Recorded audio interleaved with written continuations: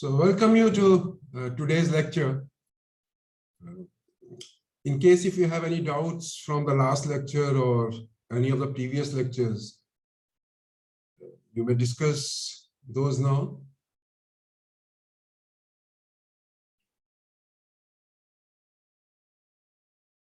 Now I see a very thin attendance today. I hope others would be joining soon.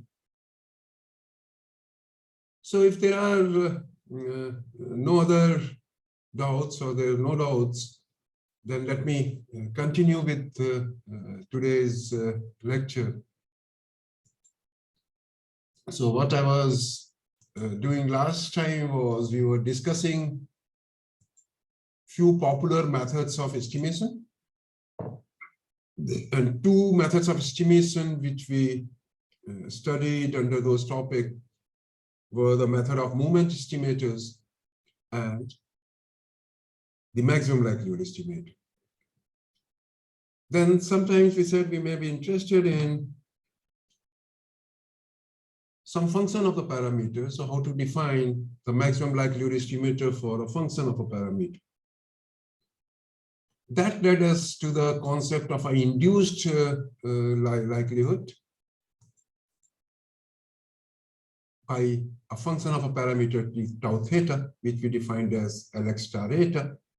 And then said that if you have to find the MLE of tau theta, we try to maximize this induced likelihood function.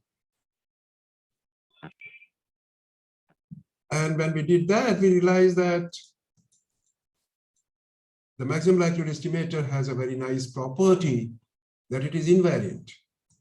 Invariant means if theta hat is a MLE of theta, if theta hat is MLE of theta, then tau theta hat is MLE of tau theta, right? Or in other words, tau theta hat would maximize the induced likelihood function. Then we did a couple of examples. X1, X2, Xn is the ID normal theta 1. We know the maximum likelihood estimator is theta. So maximum likelihood estimator of theta square would be eta hat, which is x bar square. Similarly, if you have to estimate binomial n theta where n is known, and theta is unknown, you know that MLE of theta is theta hat, which is x by n. So if I have to find the MLE of square root of theta into 1 minus theta,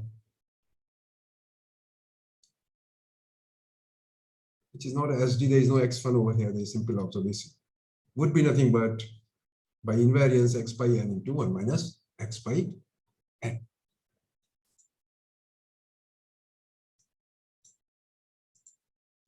Now, then we talked about when you are dealing with a function of several variables, we recalled from our basic calculus that a function from D, which is a subset of Rn to R, it is a real valued function. And suppose it is continuous and has partial derivatives which are continuous. Let x naught be an interior point of D with x naught being the critical point. That means the derivative at each of the xi's at the point x equal to x naught for f is 0. And suppose this H is the Hessian matrix, which is the matrix of the double derivatives, shall square f by del xi del xc. Now we know that if this Hessian matrix is positive definite, then this point, critical point x naught, would be a local minima. If it is negative definite, then this point would be local maxima. Or equivalently, if all eigenvalues are negative, then it will be local maxima. For positive definite, equivalent condition is that all eigenvalues are positive. Now, if H has both positive and negative eigenvalues, then x naught would be a saddle point. A saddle point is a point such that if you look at from one direction, it looks like a maxima. From the other way, it may not be a maximum. or minimum. Now let's see a easy criteria for, now there is equivalent criteria in terms of a minor, that alternate minors are positive and negative. So let A be a 2 cross 2 matrix. We know that A is positive definite if and only if the first diagonal element is positive and determinant is positive.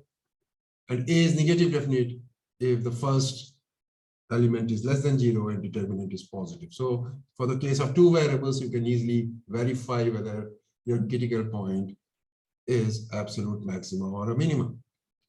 Now let's look at this example, x1, x2, xn be ID normal mu sigma square, where theta is x, so that x bar and 1 upon n summation xi minus x bar is the MLE. Now let us try to do that because I like to use the second derivative test over here. So just let me demonstrate that over here. So let me just use the whiteboard.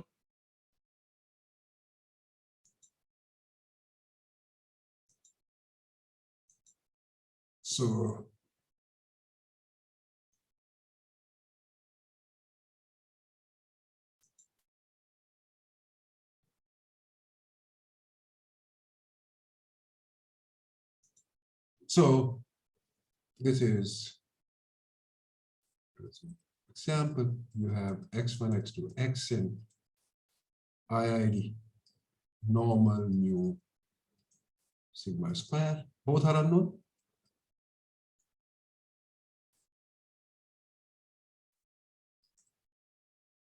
So mu sigma belongs to R cross 0 infinity, which is your parameter space.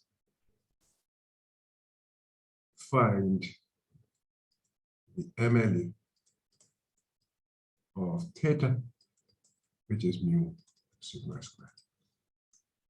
Okay, so let us try to see what is the likelihood function, Lx theta, which is 1 by 2 pi sigma square to power n by 2. So 2 pi sigma square to power minus n by 2.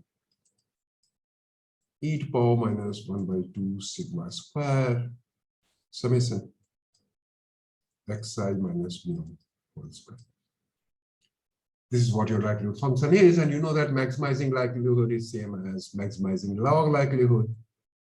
And since there is an exponential coming over here, it would be more convenient to maximize the log of likelihood, which is minus n by 2 log 2 pi minus n by 2 log of sigma square, and then minus 1 by 2 sigma square summation xi minus mu. I take the derivatives 1 by 1.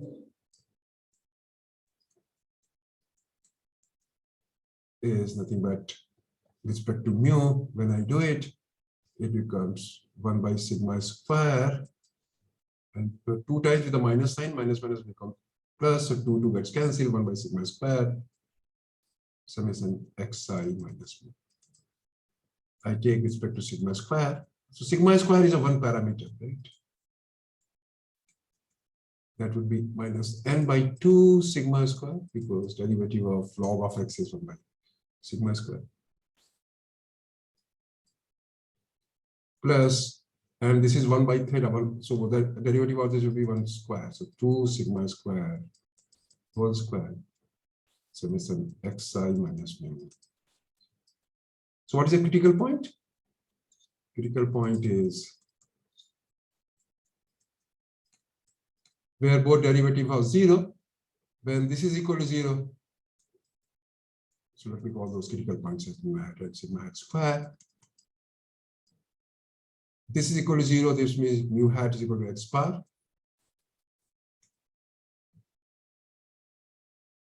This would be double derivative square.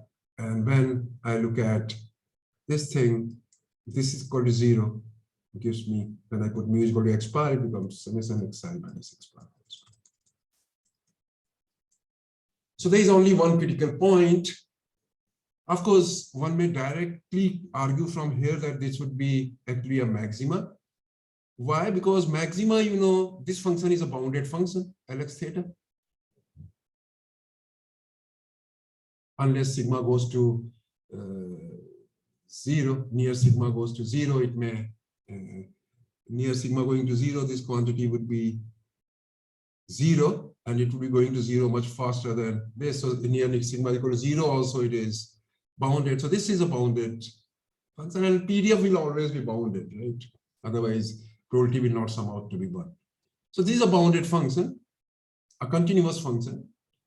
So it will attain its maxima or minima inside the set. And maxima minima would be the boundary or at the critical point. Boundary, the function is IC is going to 0, mu going to plus minus infinity. Those are the boundaries, which is 0. Sigma square going to 0 or infinity, again it is 0. So the critical point is going to be a maxima only. It is not going to be a point of minima. That one can argue using sophisticated arguments from the calculus, but one can alternatively also see the double derivatives. So I look at double derivative, the Hessian matrix I try to look at. This is minus n mu by sigma square, so minus n by sigma square. Right. Let us look at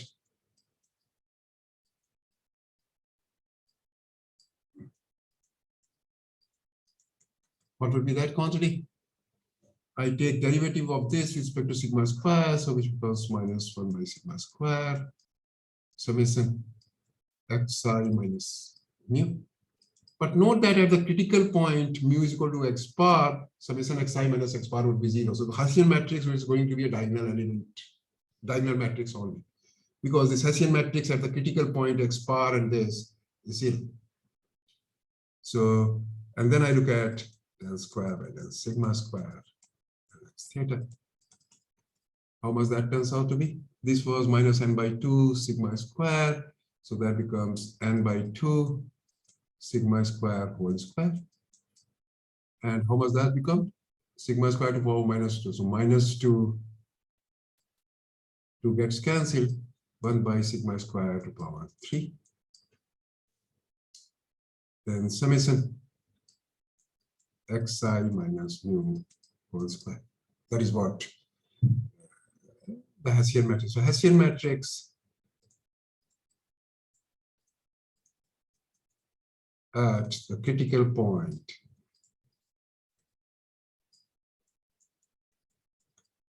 mu hat sigma hat square is, let me call this as h. Double derivative to sigma square is minus n by sigma square. So sigma hat square minus n by sigma hat square, right?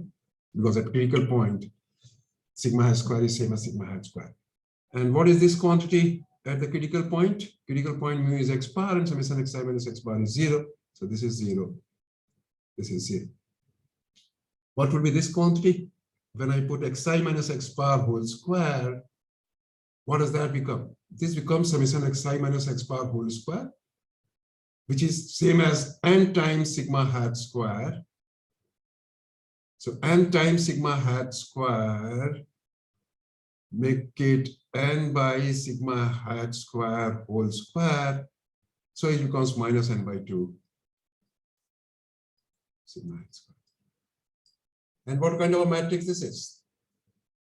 For maxima, you know to know that this is negative definite. Here A is less than 0, and determinant of H is positive. This implies that H is negative definite, which implies that critical point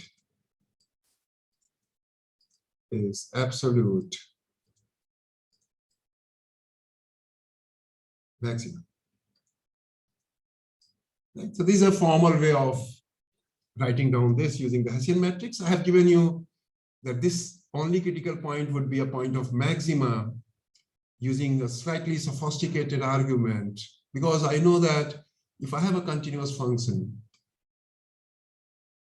then the maxima would be either it would be unbounded, or if it is bounded, then its maximum or minimum would be at critical point or the boundaries. The boundaries here are basically unbounded region. So I look at what happens as whether it is a bounded function or not. So when I look at sigma square going to the extremes, 0 and infinity, I see that this is bounded function. So it is not going to explode. So maxima is not going to explode. So maxima is going to be a finite quantity. Once that happens, then it has to be a critical point. It cannot be any other point, right? So that was about the MLE. So you can do other problems in a simple problem of a simple variables are normally straightforward. Sir? Yeah. Sir, after finding the MLE of mu and sigma square, we can directly infer about the MLE of mu square plus sigma square, right? Yeah. So now, yeah. So now by the invariance property, good that you raised it. Note what is MLE of mu square, or let us say mu plus sigma, right?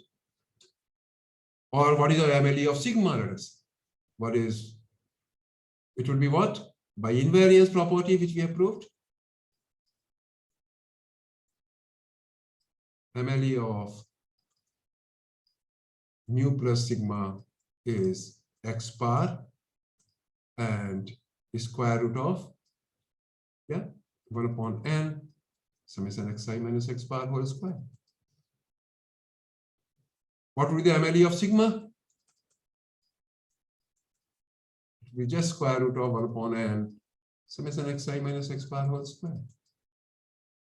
What would be the MLE of mu square? It would be x bar square. So just simply apply the invariance property and you can get the MLE of any function of mu and sigma square. Does that answer your question? Yes, sir. Thank you. Okay. Sir. Yeah. Sir, one more question. Sir, here it is asked in the question that find the MLE of theta curl, which is mu sigma square. Right. So now suppose in case of the normal mu sigma square distribution only, we are asked that find the MLE of theta curl equals to mu comma sigma.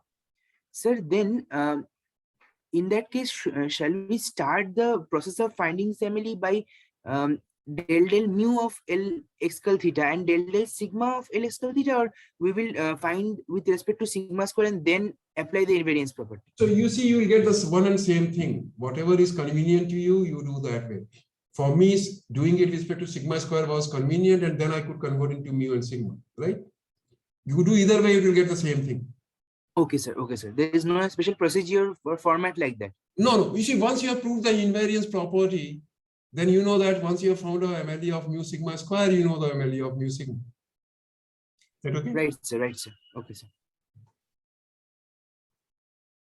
Okay. Any other questions? If not, let me just stop this. Let me come back to my lecture notes again. So that gives you a way to find the MLE. See, when you did it at your bachelor's level, you never cared about giving an argument that the point which you are obtaining is actually a point of a maximum. Now, in the preceding discussion, I have given you two different arguments to show that that critical point is actually a point of a maximum. Is that okay? And that is how one should do it. One should not leave it at just finding the critical point. Now, sometimes the MLE may not exist in a strict sense.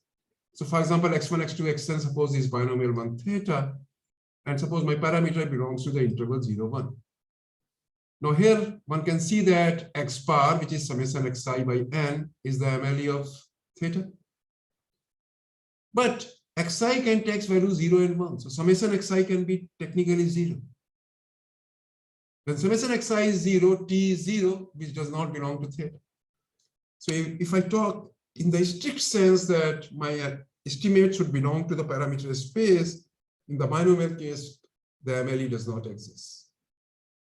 So we don't care about it. We say that even if it is in the boundary, we'll take that as the MLE. So MLE, we have already seen that the value of the MLE may not be strictly inside the parameter space. It may be on the boundary. So if your parameter space is an open set, there's a possibility that your MLE may take value which is actually not a value assumed by the parameter. Let me talk about now loss functions for evaluating estimators. Now, a parametric estimation problem has the following two basic components. Let us see what are those basic components. A real valued or vector valued psi defined on the parameter space theta, whose value at theta is to be estimated. This we call as estimate. So I am given an estimate, the quantity which I want to estimate, a quantity which is a function of a parameter. So my estimate is psi of theta. Then I am given a data, a random variable x taking values on sample space chi. It will have some PDF, it will be coming from some dense population, which is known to belong to the family f theta, theta belonging to theta. Here, functional form of f theta is known. The only thing unknown is this unknown parameter. So in the sense, what it conveys is that I am dealing with parametric estimation problem, where the functional form of the density is known, except that it may have some unknown parameters. What is the goal? To find an estimator. And what is an estimator? Estimator is a rule which tells you how to estimate after a sample has been taken. So it would be a function depending on the sample space. So it is a function from sample space, and it should take value in the range of psi theta, or I can say a closure of psi theta, which may include its boundary, where psi theta is collection of all those psi theta such that theta belongs to theta. Now, when I'm estimating delta x by psi theta, it is expected that the estimated delta x will be close to psi theta, right? Because it is an estimate. For this, it is necessary to specify a measure of closeness of an estimator to psi theta. So I should have a measure through which I can say that how close my estimator is to the estimate. And that leads to the concept of the loss function in statistics. Suppose that the consequences of estimating psi theta by a value d are measured by L theta d. So this is L theta d is the consequences of estimating psi theta by d. The function L theta d is called the loss function. So what is a loss function? It is a function of a parameter space and the values which your estimate can take, or the values which you allow for psi theta to get estimated by. Now, what we'll assume is my loss function is non-negative. So if loss is more, L theta d is high, that means d is not a good estimate of psi theta. Since it is non-negative, its minimum value would be 0, and minimum value 0 is attained when I estimate my psi theta exactly. That means loss in estimating psi theta by psi theta should be 0. So this introduces the concept of a loss function. I would just like to mention over here, statisticians prefer to talk about loss function. Now, those of you who have done any course in economics, there the equivalent concept is the utility function. What is the utility of an estimate? And normally, a negative of a loss function can always be taken as utility of an estimate. But being a statistics course, in this course, we will talk only in terms of a loss function. Now, there is a saying that statisticians are pessimistic because they always talk in terms of a loss. And economists consider themselves to be optimistic because they always talk in terms of utility. They never think of a loss function. Oh, that was just on a lighter side too. Okay, so for an estimated delta x, note that an estimator is a rule, which is a random variable. So my delta x would be a random variable. For an estimated delta x, L theta delta x is a random variable. And so I cannot measure a random quantity. So it makes sense to talk about what would be my average loss rather than the loss which is random. So note that for an estimated delta x, L theta delta x is a random variable. And does it make sense to talk about average loss of an estimated delta x? So what is the average loss in using delta x as an estimator? That is given by r theta delta, which is expected value of L theta delta x. And this expected value with respect to distribution of x. Now, again, distribution of x depends on the unknown quantity theta. So this quantity is going to depend on theta for any estimated delta. Now, we call this quantity r theta delta as the risk function of an estimated delta. So note that here, when we talk about estimator, my definition of estimator simply said it is a sample, it is a map from sample space to the values which I allow for psi theta. So that means after x has been observed, it gives me a value in psi theta. Now, what I'm going to talk about is a much more general definition of an estimator, which are called randomized estimators. Now, we know that if t is sufficient, then from the knowledge of t alone, it is possible to construct a quantity y, which has the same distribution as x. For example, in the binomial case, we saw that if I knew summation xi, then I can get the original, I can generate the original y from the conditional distribution of x given t. But this getting an original y involves some randomization, because it says if x1, x2 is 0, 0 with half probability, if t is 0, I take 1, 0, x1, x2 as 1, 0 with probability half, and 0, 1 with probability half. Just recall that discussion. So it says that after your data has been taken, there may be some randomization to get the original sample, x1, x2. Now here the construction of y depends on random mechanism. As I had said, because if given t is equal to 1, then what I'm saying is, if t is given to be 1, if there are two Bernoulli trials, if t is given to be 1, it says I'll toss a coin with probability half, I'll take original sample to be 1, 0, and with probability half, I'll take original sample to be 0, 1. And through that mechanism, I can get the random variable y1, y2, which has the same distribution as x1, x2. So this delta y not only depends on t, but also a random mechanism.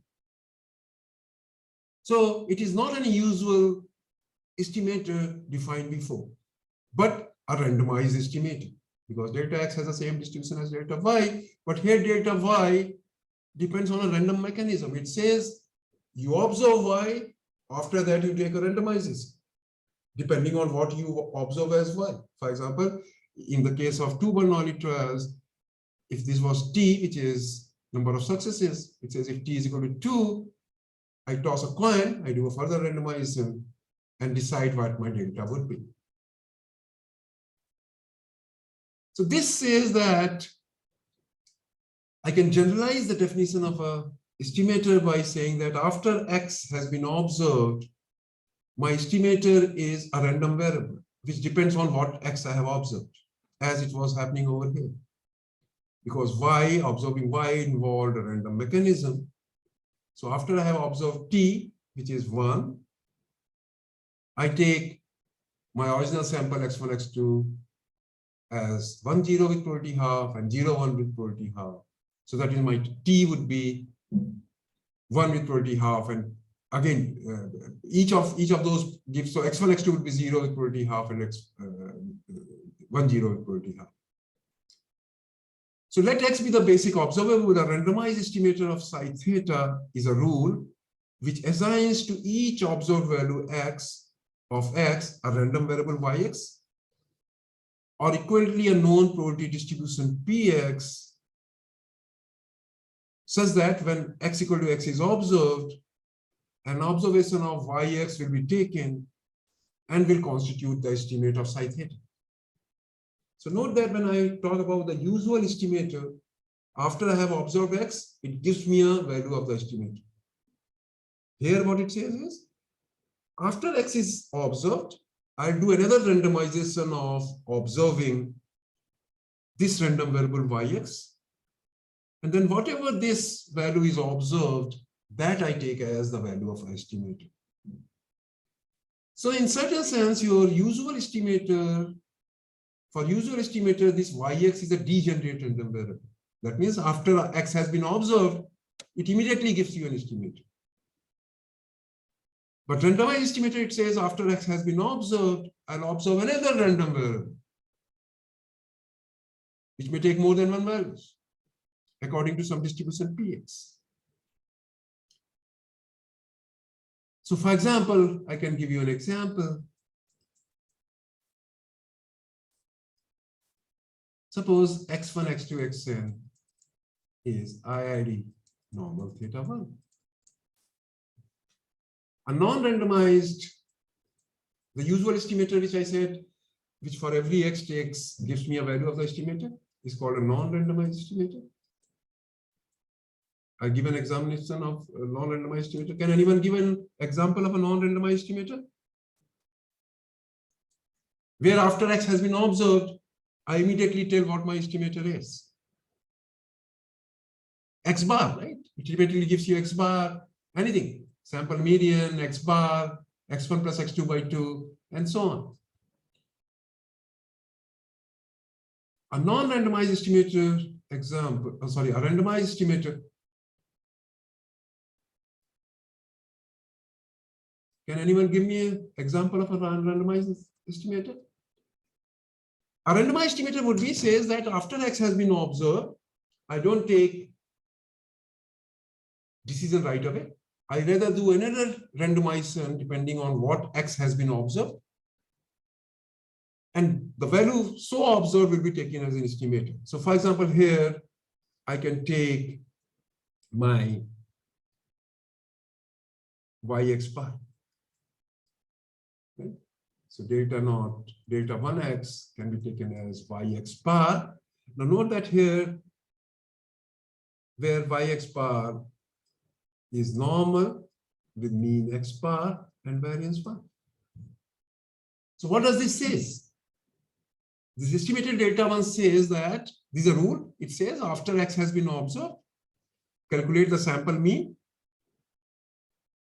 and then you generate one observations from a normal distribution, having sample mean as the 1, sample mean as the population mean, and variance as 1. Is that clear? This is slightly tricky, but I would pause if anybody has any doubt in understanding this randomized estimator. I would be glad to clarify your doubts. So the difference is in the non-randomized estimator, after the data has been observed, you immediately know what is the estimate. What is your estimate? So delta x, like after the data has been observed, you immediately calculate x bar. It only depends on the values of x which you have observed. No further randomization is necessary. Only randomization was observing this x bar. What do you do in the non-randomized estimator? It says after x has been observed, I'll observe another random variable yx, whose distribution depends on what x you have observed. And whatever is the value of this random variable, I take that as an estimate. For example, over here, this says that if x is observed, calculate the sample mean, observe another random variable from a population which is normal with mean x bar and variance bar. Now, getting this estimator is not difficult because after x bar has been observed, this value you know. And nowadays, with the help of computers, you can always generate an observation from normal with the more known mean and a known variance. So any doubt in this? You can construct so many other examples. Any doubt on randomized estimator? So let us look at what is the risk of a randomized estimator. Note that when I'm talking about randomized estimator, randomization is happening at two places. The first randomization is taking at x place, and the second randomization is taking place with respect to this random variable yx. So for a recession rule delta x, there would be a corresponding random variable yx. So I can talk about expected value of L theta yx as the first stage risk for a given x. When you observe x, this yx is a randomization. So I take what is the expected value of that. Then what would be the overall risk? Overall risk would be nothing but expected value of m theta delta x. So that way this becomes expected value of L theta by x. The first expectation is taking randomization respect to yx for a fixed x, and then respect to conditional distribution of x given theta. Now note that if delta x was randomized, then there was no expectation involved, because delta x then is a degenerate at a point, some yx. It takes value, some fixed value with probability 1. So there will not be any expected value. It will be just L theta yx or delta x. So note, if for each sample point x, yx is degenerate random variable, that means probability that yx is equal to delta x is 1 for some delta, then the corresponding estimator is called a non-randomized estimator. So non-randomized estimator, which were our usual estimators, are in a sense particular case of randomized estimators. A non-randomized estimators gives the estimate of psi theta immediately after observing x equal to x, like sample mean. A randomized estimator, after observing x equal to x, conducts a random experiment of observing a random variable yx from a known probability distribution px and reports the outcome of this experiment as an estimate. So what we have talked about in the preceding discussion is something new which you did not possibly cover at your bachelor's level, the concept of randomized estimators, which is very simple. What it says is after observing x, the sample, I don't immediately take the decision. Based on x, I generate another observation which depends on what x has been observed. And whatever is the value of that observed random variable, that I take as an estimate, as it was happening over here. After x has been observed, I observe a random variable y of x bar, where x bar is the sample mean of the observed sample, from the normal x bar 1. Now let's do this theorem, which says that if you are given any randomized estimator, I can find a randomized estimator based on a sufficient statistic whose risk would be same as that of the given estimator. So it says that t is equal to tx be a sufficient statistic, and let delta x be an estimator, which could be randomized. Then there exists an estimator delta star t, which of course could be randomized, based on sufficient statistic t, such that r theta delta star would be same as r theta delta. So what it says is, if you are given any randomized estimator, then I can find a randomized estimator based on a sufficient statistic whose risk would be same as the risk of a given estimator. And the idea is like this. What it is saying is, if you recall, it says you're observing y of x, right? For the randomizing, after x has been observed, you're observing y of x. So suppose this is the delta estimator. Delta estimator is saying you observe yx. Now, what one may do is one may say that rather than observing yx, I define, so my rule remains same, except that this x, I replace it by expected value of x given t. So rather than generating x from the distribution of p, I generate x from the conditional distribution of x given t. Now note that if this will not depend on theta, so this will not have any unknown parameter. So I can always, this would be a known quantity. I can generate observation from this distribution. This would be not x. Let me call this as I generate a random variable from y z, where z has same distribution as x given t. That is what it says. So let PXA be the PMF or PDF corresponding to delta X, because delta X is a randomized estimator which depends on X. Let Fx given T is equal to T denote the PDF or PMF of X given T. For observed value of Tx equal to T, let PT star be the PDF PMF. So I define the PDF PMF of T as, I look at the PDF of X given T is equal to T, and I take its average. So it is expected value of basically that PMF X given T is equal to T. So PXA X given T is equal to T, and I integrate out. So this will only depend on T, so it becomes P star T. Let the corresponding random variable be denoted by ZT. For observed value of X equal to X, let delta star X be the randomized estimator corresponding to ZT or ZTX. Then M theta delta star would be how much? The loss of this using delta star. Delta star corresponds to the probability distribution PT star A. So it will be L theta A, P star TX dA. This dA means element of A, so that for discrete case, you understand that this is a sum, and for continuous case, it is an integral. So I consider R theta delta star, which would be expected value of this quantity with respect to distribution of X given theta. So which is expected value of this. M theta delta star X, we have already seen, is this quantity. So this is expected value of L theta A, X, P star theta X, Tx, D.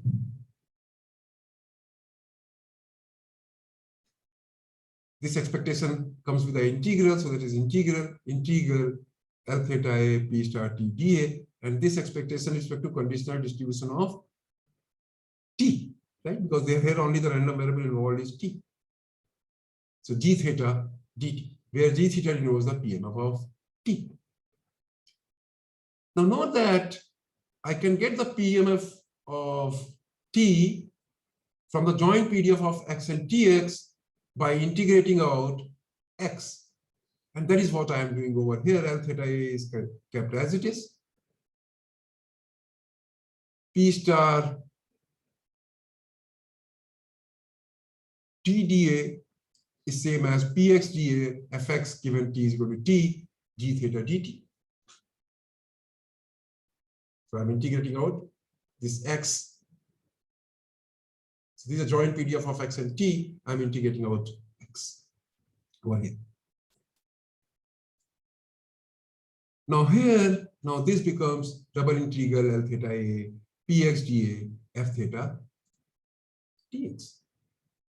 Because expectation is same as expectation of a conditional expectation. So which is same as R theta delta. You could have gone backward also. If I look at the original estimator R theta delta, it would be integral over L theta A, Px dA, F theta dx. The first integral is randomized with respect to this A, the xn which you are taking, because xn is depends on the probability distribution Px, so Px dA, F theta dx. Now I can include one more integral, which basically gives me X given T is equal to T dx. So basically the fact which has been used throughout is expected is same as expected value of conditional expectation.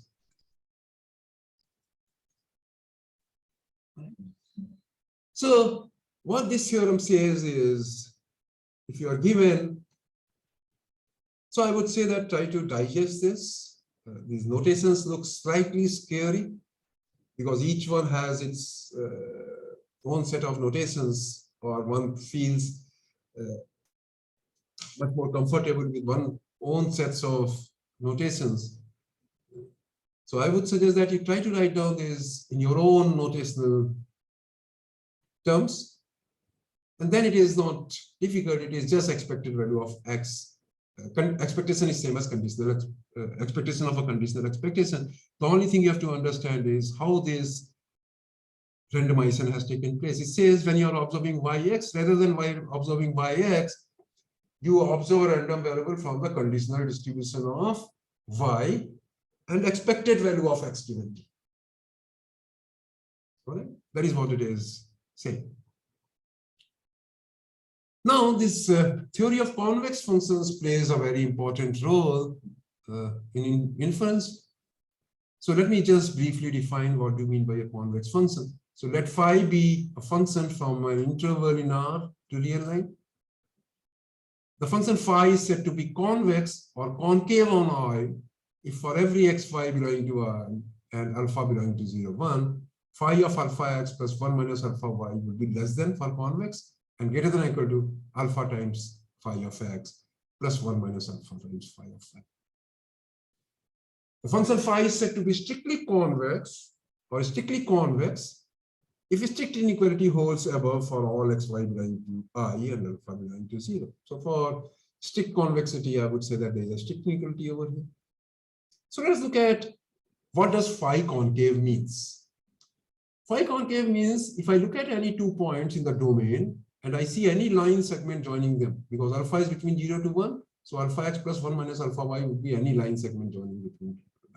So if I look at any point in that line segment joining x and y, that would always be less than I, for concave greater than or equal to the line segment joining phi x and phi y.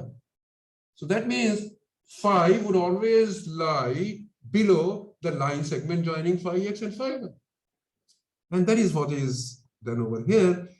If x and y are 2 points, then phi of line segment joining x and y, which is alpha x plus 1 minus alpha y, as you vary alpha, would be the points in this interval. When I look at phi of alpha x plus 1 minus alpha y would be this thing. Phi x is this, and phi y is this. It says the value of the function at this point would always be less than or equal to line segment joining phi x and phi y, which is this. So that means the chord would always lie above the curve for concave. For convex, it happens other way. F of alpha x, sorry, this is for convex. For convex, it happens other way. So that means for any line segment joining between x and line segment joining x and y, the value of the function at that point is this.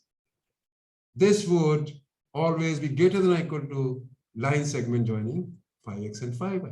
This is this.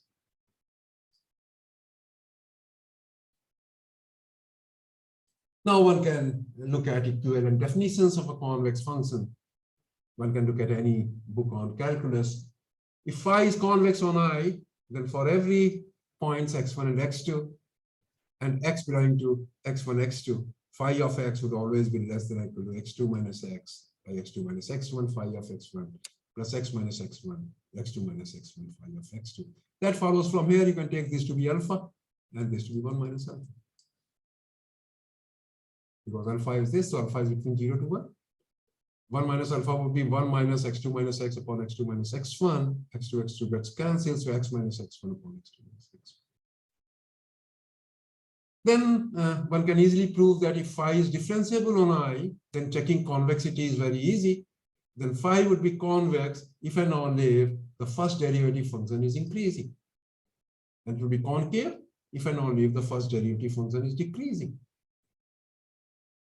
Similarly, phi is a real valued function defined on a domain, defined on an interval in R, and suppose it is twice differentiable, then any function phi would be convex on I if and only if double derivative is greater than or equal to 0.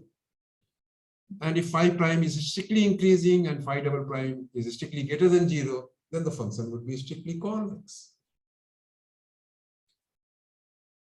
Then if phi is convex on I, and if x0 is an interior point on I, then there exists a real number m such that phi x would be greater than or equal to phi x0 plus m times x minus x0.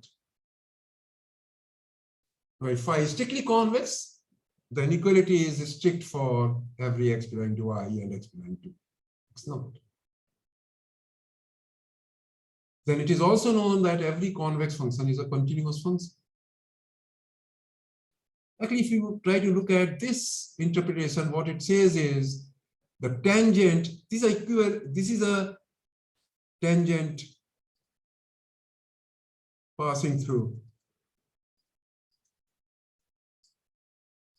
x naught and phi x naught and having slope m. Y is equal to phi x naught plus m times x minus x naught would be nothing but equation of a slope, equation of a tangent which passes through x naught and phi x naught. So you see your convex function looks like this. So if I look at x naught point over here, I can always find a tangent over here. It will have a certain slope. So that is why there exists a real number m. Says that this line is nothing but phi of, so this is x naught, this is phi. This point is x naught phi naught. So your equation of tangent would be nothing but y is equal to y naught phi x naught plus m times x minus x naught. Since it is convex, you know that tangent would always lie below the curve. The whole curve is above this tangent for any point x naught. And that is what this equation conveys, that if you look at any point x naught, then there would exist. And now note that this tangent depends on what point you have taken. If you take a point this, the tangent would vary. So that is why the slope would vary, because the tangent line is varying. So for every x, if x naught is an interior point, there exists a real number m is equal to mx naught, which is equal to saying that there would exist a tangent such that phi x would always be greater than or equal to phi x naught plus m times x minus x naught. So these are basic properties of convex function. In the next lecture, I'm going to do one of the very powerful and important inequalities in the area of probability and statistics, which is called the Jensen's inequality. That deals with expectations of a convex function. That I'll do in the next lecture. I have a tutorial later in the day today. I had announced it before. I hope you will be in a position to join the tutorial. We can discuss the new assignment, which is on Basu's theorem. Very important topic. If you attend that tutorial, I'm sure that you're going to gain a lot. So I would encourage all of you to be present in the tutorial. This Friday, I will not be in a position to take the tutorial, and that is the reason why I'm taking this compensatory tutorial today. I've already told you that I'll be taking one compensatory lecture on 12th. That is in lieu of what I missed in the last week because of some technical snacks. So that would be on 12th, but today evening I'll have a tutorial. Now there were a few typos which I noticed in the assignment number 4. I'll try to correct them and upload the corrected version of the assignment before the tutorial.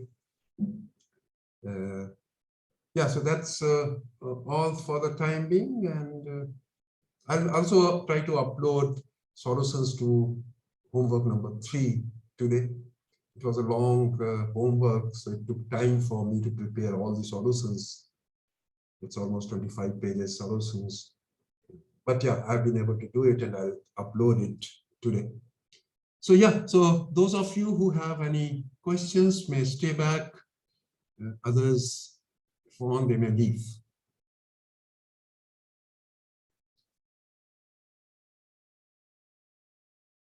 So that's all. So we'll meet for a tutorial later in the day.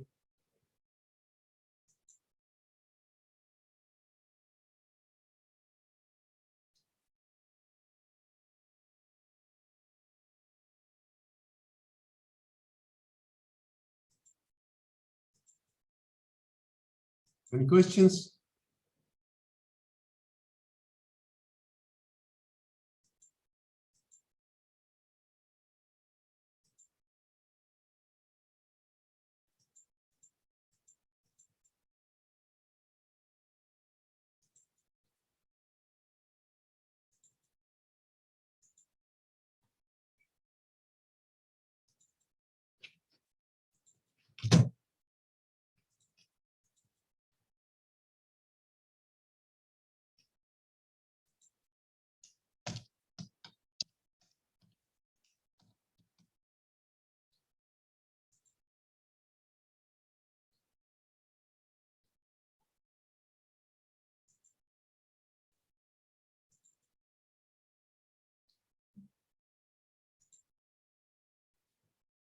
Okay. So